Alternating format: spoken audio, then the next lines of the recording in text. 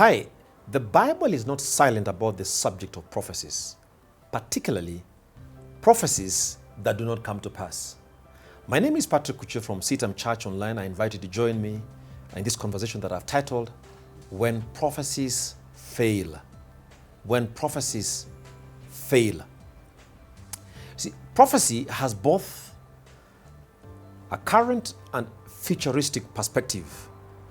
Prophecies could be either foretelling, that is the future, or forthtelling, the present. But the Bible is not silent about the subject of prophecies, whether they come to pass or not. But the Bible makes it abundantly clear that the surest test of every prophecy is fulfillment. I repeat, the surest test of any prophecy is fulfillment. The Bible does tell us in Deuteronomy chapter 18 verse 22, if what a prophet proclaims in the name of the Lord does not take place or come true, that is a message the Lord has not spoken. That prophet has spoken presumptuously, so do not be alarmed. The surest test of any prophecy is fulfillment. Don't be alarmed by prophetic utterances, whether they are forthtelling or foretelling. Every prophecy must stand the test of fulfillment. If it comes to pass, it is from God. If it does not come to pass, it is not from God. You see, there are times I have found myself also speaking prophetically. But the surest test of any prophecy is fulfillment. The Bible invites us to take a very balanced approach at prophetic utterances, whether it be forthtelling or foretelling. The Bible does invite us to take a very balanced approach at prophetic utterances. There are people who speak prophecies because they've heard from God. There are people who speak prophecies because they've been influenced by some information or some news. That is why it is important for us to interrogate prophecies. And I'm glad the Bible does invite us to take a very balanced view at prophecies. The Bible calls upon us not to despise prophecies. So the first approach that the scripture invites us to take is, do not despise prophecies. 1 Thessalonians chapter 5 verse 20 says this, do not treat prophecies with contempt. Do not treat prophecies with contempt. So the Bible does invite us not to despise prophecies.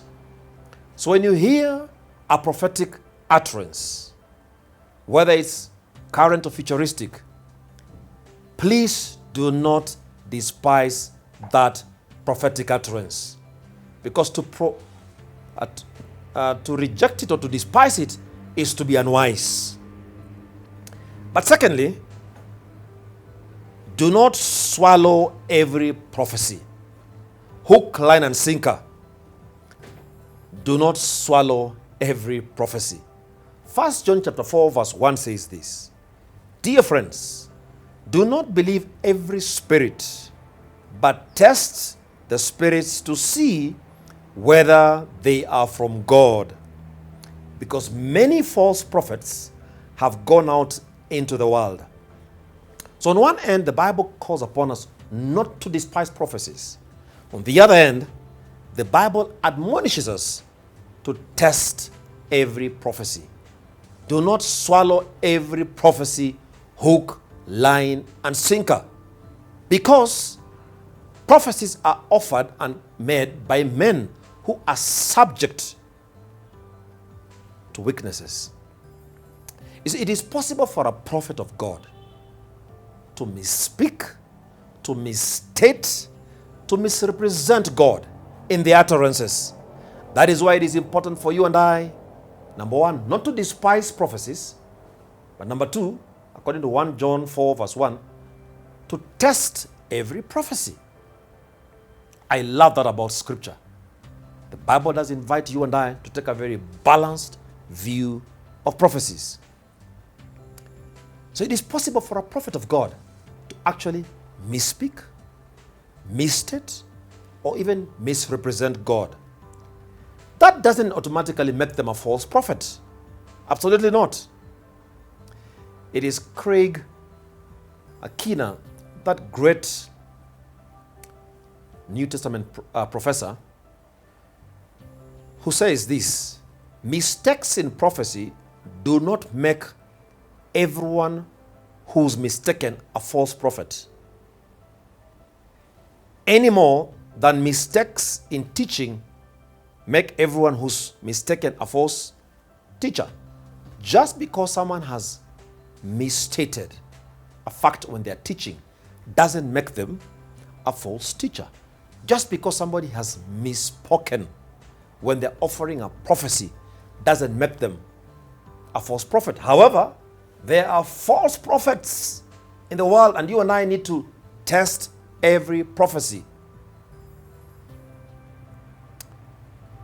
So I will encourage you, just in case you have been disappointed by that prophet, that prophetess, that man or woman of God who has previously been speaking and maybe speaking with such razor sharp precision, do not be disillusioned, because men and women are subject to mistakes. The Bible tells us in 1 Corinthians chapter 13 verse 9 to 10, for we know in part and we prophesy in part. But when completeness comes, what is in part disappears.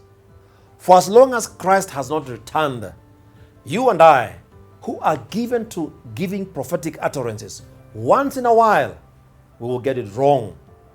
Whether it's about politics, whether it's about government, whether it's about economics, whether it's about people, there are times you and I will get it wrong, because we know in part and prophesy in part. However, take comfort in this, that God's purposes are not subject to pronouncements by men. There are times, I imagine, that there are some prophets who speak imagining that God will be bound by their prophetic utterances. God is God. He cannot be bound to human pronouncements. God's purposes are not bound to prophetic utterances. God is God. Even Nathan, the prophet who prophesied in David's court, King David's court, after he had prophesied to the king and was leaving the court, God spoke to him to go back and clarify the prophecy, because he knew in part. So you and I know in part, but when he returns, we will know in completeness. In closing, I will say, prophecies may fail, but God never fails. Maybe someone has prophesied over your life about a job, about a child, about a spouse, about a car, and it never came to pass. That does not mean God ceased to be faithful.